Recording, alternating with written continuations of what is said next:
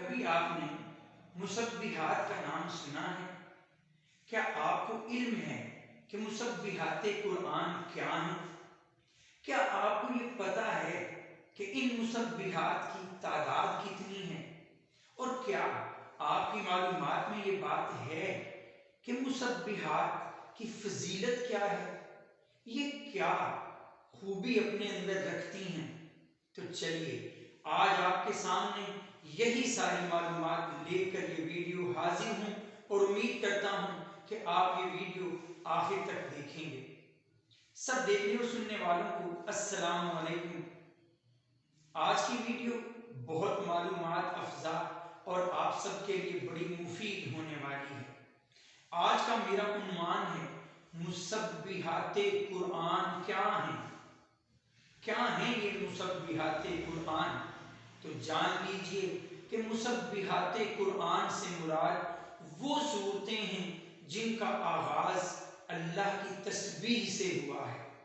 اب اس تسبیح کے لیے کہیں اللہ نے الفاظ استعمال فرمائے ہیں سبح للہ، کہیں الفاظ استعمال فرمائے ہیں یسبح للہ، اور کہیں سورت کے شروع میں یہ الفاظ ہیں کہ سبحان الذی، اور کہیں پر آپ کو سبح اسم ربک الاعلی کے الفاظ ملیں گے۔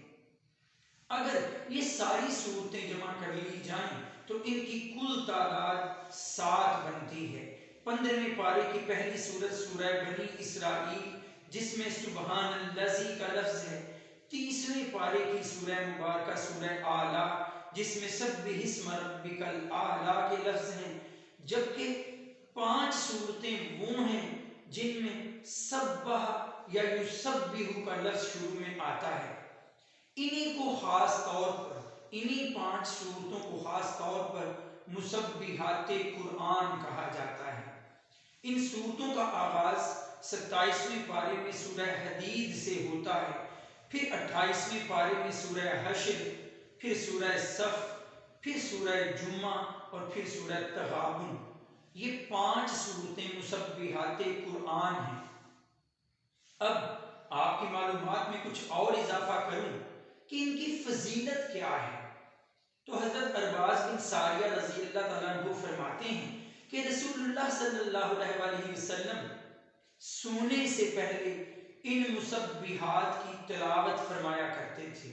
اتنا ہی نہیں، آپ صلی اللہ علیہ وسلم نے یہ فضیلت بھی بتائی کہ ان مسبحات میں ایک آیت ایسی ہے جو 1000 آیتوں سے بہتر ہے۔ اب نبی کریم صلی اللہ علیہ وسلم نے اس آیت کا خصوصی طور پہ بتایا نہیں ہے کہ وہ کون سی آیت ہے، تاکہ ہمارے اندر زیادہ سے زیادہ قرآن پڑھنے کا شوق باقی رہے۔